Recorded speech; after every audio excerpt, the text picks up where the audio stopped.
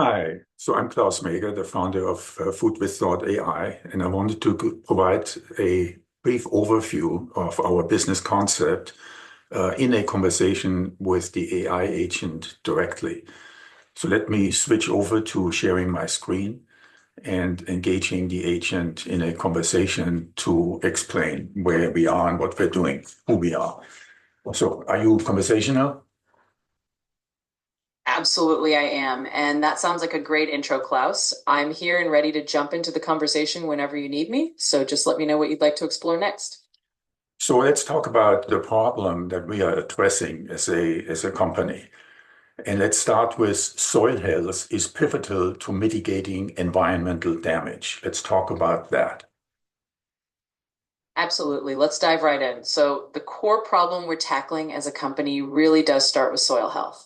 It's the cornerstone because by restoring soil health, we can mitigate a whole host of environmental issues. Climate change impacts, loss of biodiversity, disrupted water cycles, and more. So, our whole focus is on helping people understand that by taking care of the soil, we're actually addressing these bigger environmental challenges from the ground up, literally.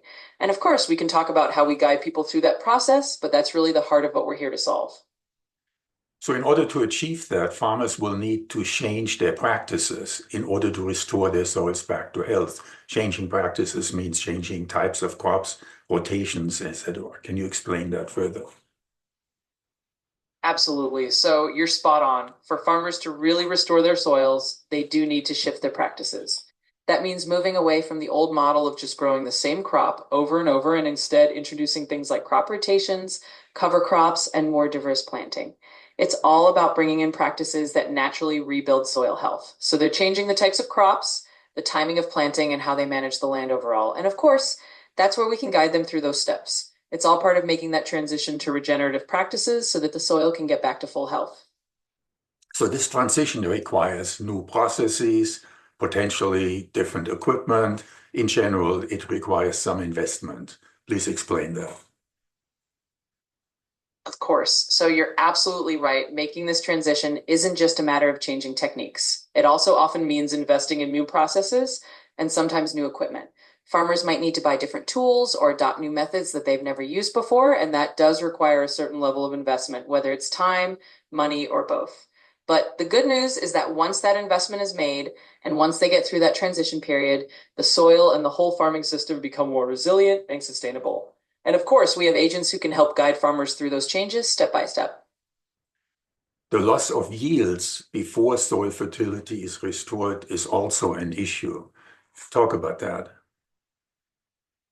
Absolutely. And that's a really key point. So during that transition period, it is common to see a bit of a dip in yields before the soil fully recovers its fertility.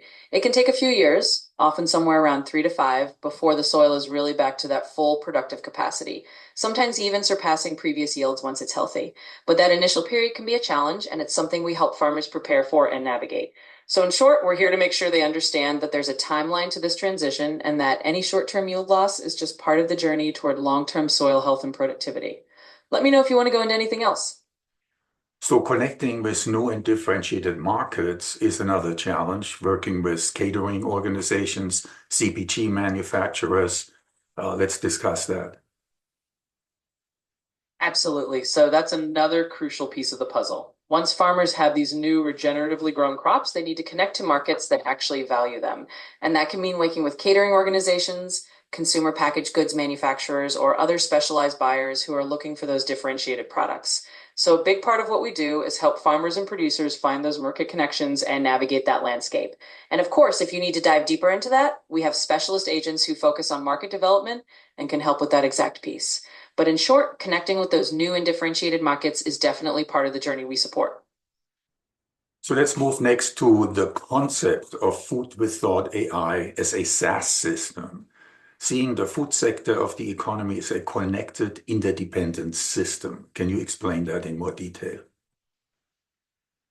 Absolutely. So the idea of Food with Thought AI as a SaaS system is really about seeing the entire food sector as this interconnected, interdependent network. It's not just about one piece of the puzzle, it's about understanding how soil health, farming practices, market connections, and supply chains all fit together. As a SaaS platform, what we're doing is giving users the tools to navigate that whole system. So whether they're farmers, buyers, or other stakeholders, they can see how all these pieces link together and manage them more effectively. In short, we're treating the food sector like an ecosystem, and we're giving people a platform to understand and manage those interdependencies. And of course, we have specialist agents who can dive into each part of that system if you need more detail. Let me know if you want to explore any of that further.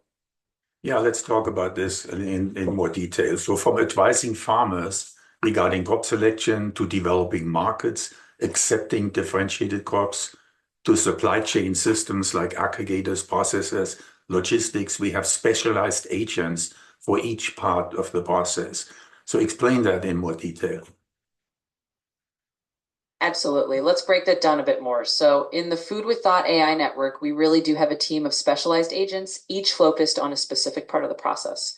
For example, if a farmer needs help with crop selection or understanding the best rotations and practices for their soil, we have a field advisor agent who specializes in exactly that.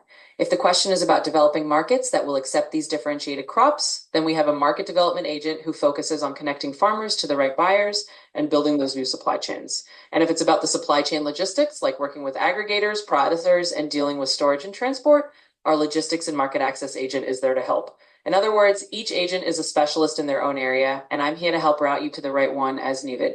So, whatever part of the journey you're focusing on, we've got a specialist who can dive into the details with you. So then we have the ecosystem benefits that we would like to add to the mix here. So the rewarding ecosystem benefits created by regenerative practices, the ecosystem value agent will monetize and tokenize scope 3 benefits that can be sold to companies and supporters interested in scope 3 benefits. Can you explain that? Absolutely. So that's a great addition to the mix. When it comes to rewarding the ecosystem benefits that regenerative practices create, that's exactly where our ecosystem value agent comes in. Their role is to take those positive environmental impacts like carbon sequestration, improve biodiversity, and better water retention and turn them into something that can be monetized. In other words, they help quantify these ecosystem services and create tokens or credits that can be sold to companies looking to offset their own environmental impact, what we call scope 3 benefits. So this means farmers or producers who are doing good for the environment can actually see a financial reward for those benefits. And if you want to explore that further, I can guide you to that specialist agent. Just let me know. Yeah, thank you. Okay, so You're hopefully this was now a brief overview. We're more than prepared to go into further detail, but I wanted to give you an understanding of the scope and breadth of the agents that we have developed here and that are available to be integrated as a white label SaaS system into your product, into your own software, and into your offering. Thank you for listening in.